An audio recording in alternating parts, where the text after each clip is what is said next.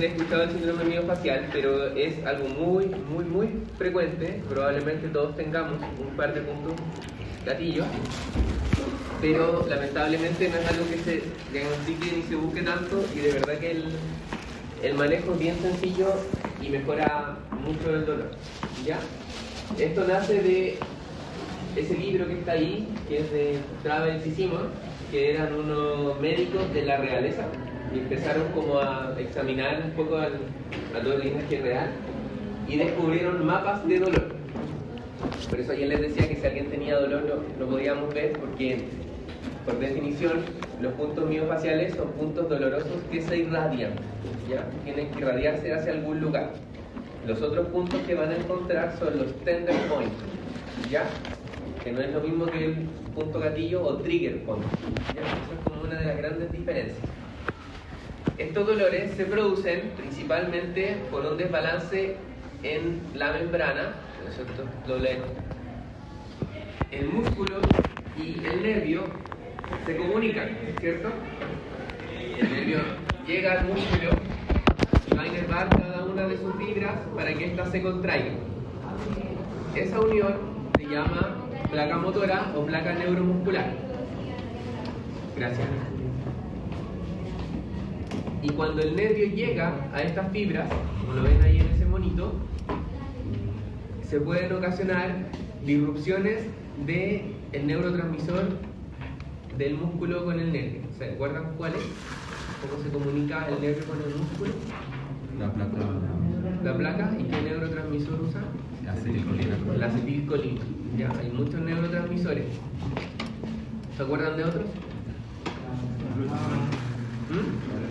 Adrenalina,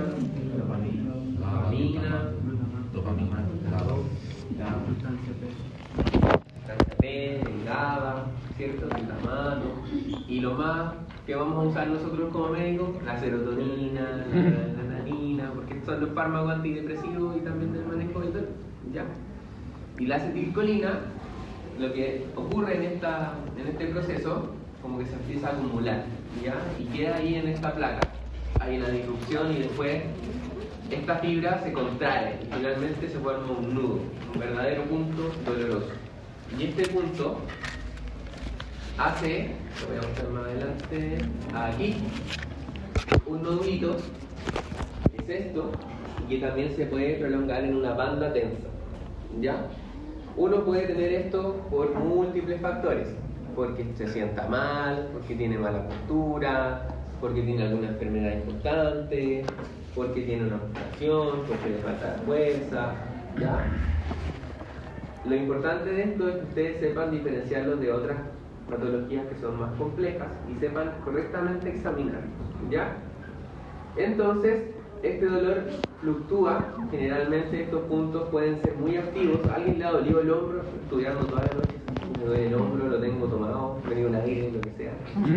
Eso es el punto gatillo, finalmente, un nudo, ¿ya? Y si ustedes están toda la noche estudiando o cuando estudian en la cama, uno como que está así. Y uno estudia mucho en la cama porque el frío aquí no sabe, no sé. O se sienta muy mal después de. Nosotros partimos las clases casi a las 9, ya van a ser las 12, estamos mucho rato sentados. Entonces uno empieza a acomodarse y su posición no es la misma, ¿ya? Entonces esto puede estar en distintos contextos de patologías, ¿ya? Y hay puntos que son activos y otros que son latentes. Los activos que duelen espontáneamente y los latentes solo duelen cuando uno los va. Lo importante de esto, muchachos, es que el dolor, no sé si alcanzan a ver acá, esto es una piel, un dorso, ¿sí? ¿Ven como unas X acá? Brillo o en sus cómpulos. Aquí se marcaron puntos gatillos y se examinaron, se palparon. ¿Y ven que tienen un halo rojo? Eso es la descarga de acetilcolina. Cuando uno los examina, hay síntomas autonómicos. ¿Se acuerdan del sistema autónomo? Simpático, parasimpático. Y una de esas cosas es el flashing, las descargas.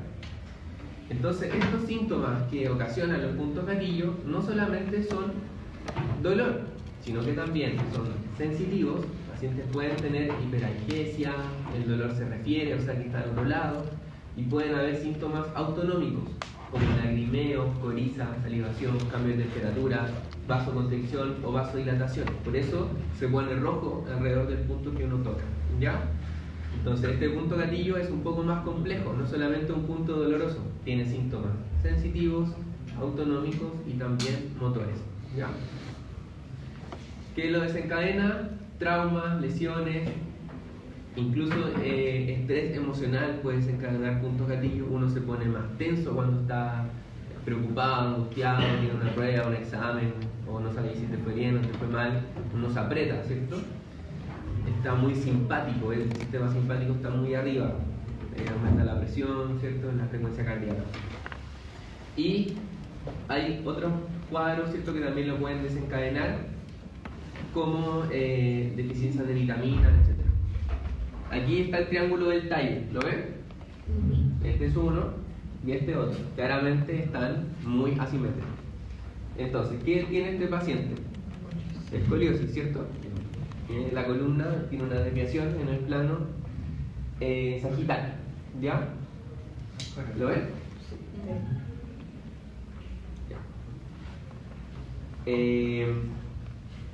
¿Qué músculos se le ocurren que están más contraídos? ¿Estos? ¿O estos? Estos, ¿cierto? Y estos están más elongados. Entonces este desbalance va a hacer que músculos como el cuadrado lumbar, los paravertebrales, los que veíamos ayer del hombro, los romboides, el supra, el infraespinoso, el trapecio, estén muy distintos un lado del otro, siendo unos muy sobrecargados y otros muy elongados. ¿De acuerdo? Si ustedes van a palpar esta espalda, probablemente encuentren hartos puntos gatillos. El examen físico, obviamente, es completo, la postura es súper importante y los puntos gatillos están caracterizados por una banda tensa que se palpa dentro del músculo. Ustedes tienen que ir a buscar, ¿ya? Cada músculo es importante ir a ver su distribución. Por ejemplo, el romboides, están entre las escápulas, tienen esta distribución, ¿cierto? Como unas alijas que van hacia arriba. Entonces uno tiene que ir en ese sentido de la fibra. En cambio el trapecio está así, ¿cierto? Va para abajo y es como un triángulo gigante. El supraespinoso está así. El infraespinoso acá. El supraescapular va a ser difícil palparlo porque está atrás de la escápula, ¿cierto? Y ustedes tienen la escápula acá. El redondo menor, ¿se acuerdan que daba como una vueltecita y llegaba aquí? También lo tienen que ir a palpar en ese sentido, ¿ya? Los cuadrados lumbares están así. Entonces por eso es importante la anatomía nuevamente, para ir a buscar dónde están estas bandas tensas y el sentido de la fibra, ¿ya? ¿Cómo se palpan? Hay tres formas. Una que es superficial, que es como irlo recorriendo. Otra forma que es como ir piñiscando el músculo, que duele mucho, es difícil como agarrar un músculo. Principalmente en personas que tienen mucho panículo adiposo, van a agarrar más subcutáneo que músculo. Y depende de dónde esté el músculo también. Y otra más profunda, que es ir a hacer como una palpación más en profundidad. Esto es lo que dicen los libros, pero clínicamente lo que uno hace es lo que les decía yo. Con el pulgar van a ir palpando en el sentido de las fibras y buscando puntos dolorosos. En el recorrido el paciente le va a doler en muchos lugares, ¿ya? Pero tiene que encontrar el punto que genere más dolor e irradiación, ¿ya? Y ese punto va a ser la banda tensa que van a ir a evaluar, ¿ok? Lo otro importante es cuánta presión yo hago con el dedo. Entonces, si ustedes apretan el pulgar contra una superficie dura, el pulgar se pone blanquito el lecho unguial, ¿cierto? Ustedes apretan el pulgar contra la mesa, se les va a poner blanco de la punta del dedo, donde está la uña. Y esa presión es más o menos entre 2 a 6 kilos de peso. Cuando se ponga blanquito es la presión que ustedes necesitan para poder examinar el punto gatillo. Si yo aprieto con todo un músculo, va a doler, tenga o no tenga punto gatillo, ¿ya? Entonces por eso uno se puede graduar con la presión del lecho unguial, ¿ok? ¿Me entendieron esa parte? ¿Sí? Sí. Estos son los mapas de dolor. ¿Qué músculo era? Supraespinoso. Entonces, si yo tengo un punto gatillo en el supra, aquí estamos viendo una visión posterior y anterior, y yo lo palpo, el dolor se va a ir refiriendo a ciertos segmentos. ¿Ven? Y aquí se va al hombro, se va al codo, se irradia. Esto es característico de los puntos gatillos, ¿ya? aparte de los síntomas autonómicos y los sensitivos que les decía recién, ¿ya? No hay criterios diagnósticos para esto, pero hay algunas cosas que se describen que la hemos estado conversando ahora. Banda tensa, un dolor que está ahí, que es reproducible, que puede haber un espasmo cuando uno infiltra estos puntos, el músculo como que hace un espasmo, salta un poquito. Limitación de los rangos de movimiento por el dolor, síntoma autonómico y que el dolor se retiene, o sea, se irradia alguna parte. Diagnósticos diferenciales hay muchos, principalmente las cosas que hemos visto, músculo esqueléticas.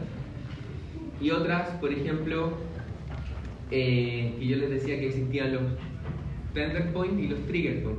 Y los tender point son de otras patologías, como la fibromialgia. Ya hay como mapas donde a los pacientes les duele, son característicos y esos puntos no se irradian. ¿Ya? ¿Cómo se trata? Principalmente el ejercicio que más sirve es el de elongación. ¿Se acuerdan del paciente con la escoliosis? La idea es ir a elongar esos músculos que están muy contraídos para ir soltando estas bandas tensas. Ya es el de elección. Después se puede complementar con ejercicios de fuerza para ir a ver el desbalance o aeróbicos para mejorar un poco la condición. Pero la elongación es como lo básico, ¿ya? Modificar la postura, disminuir el estrés, súper importante. Y otras cosas como la acupuntura, el masaje, el TENS y el ultrasonido, ¿ya? Aquí vemos nuevamente puntos, por ejemplo, los esplenios, que son estos larguitos, pueden producir dolores como cefalea. A veces los pacientes no tienen cefalea y son puntos gatillos de la musculatura masticatoria, como de los masseteros, ¿ya? Por eso es importante el examen físico. Acá hay una postura, ¿cierto? Que es ver el celu acostado en la cama. Y si se dan cuenta, uno exige mucho ciertos músculos. Por ejemplo, el cuello. ¿Qué posición tiene el cuello? Una hiperextensión, ¿cierto? Entonces aquí está el esplenio exigiéndose todo el rato mientras ustedes ven el TikTok, el Instagram, y los esplenios están ahí aguantando la cabeza y la cabeza pesa harto. En cambio, los esternocleidos están ahí muy elongados y estos son los flexores del cuello. Después, las escápulas, ¿cómo están? Están ahí como quietas, ¿cierto? Probablemente estén más desproyectadas, como que está aguantando el peso. Entonces ahí los romboides se están elongando un montón. Y la parte de la columna lumbar, ¿cierto? Está como una hiperextensión, una hiperlordosis. ¿Ya? Ahí esos erectores de la columna, los multífidos, el cuadrado lumbar también los van a estar exigiendo algo. Por eso el tema postural es súper importante. La ideal es como cada 20-30 minutos uno que se pare, el hombro un poquito, se mueva, ¿ya? Pero no siempre lo hace. Estos son los tratamientos: AINES, relajantes musculares, benzodiazepinas, uso de antidepresivos que se utilizan para el manejo del dolor crónico y algunos opioides. En general, chiquillos, en la práctica clínica uno utiliza, solo el paciente tiene puntos miofaciales, los AINES, ¿ya? Es raro que un paciente solo por miofaciales termine con tramador o opioides fuertes, ¿ya? Pero una de las cosas que sirve, y ojalá les toque hacerla, es la infiltración de estos puntos, ¿ya? Estos puntos se pueden marcar como veíamos recién en el monito y uno puede infiltrarlos. Se puede hacer punción seca, que en el fondo no es usar ningún medicamento, o infiltrarlos con lidocaína, anestésico, o una combinación de lidocaína con corticoides. Incluso se puede poner toxina botulínica en estos puntos, ¿ya? Y responden súper bien, ¿ya? Claro. La idea de estos chiquillos es que yo sé que no es tan común verlo, porque la mayoría de la formación es súper hospitalaria, pero si logran aprender esto en algún momento, les va a servir un montón. Ya les va a ayudar harto a aliviar a los pacientes y solo se necesita una jeringa y un poquito de lidocaína, ya que está en el CESPAM, está en todos lados. Así que si tienen la oportunidad de hacerlo o alguien se los enseña, practiquen la técnica cuando estén en las rotaciones más adelante, ¿ya? Entonces, quédense con el manejo no farmacológico, el tema de las elongaciones, el manejo de la postura. De lo farmacológico, en general, un poquito de AINES, estos ya no tienen tanta evidencia incluso, a no ser de que sea otra patología.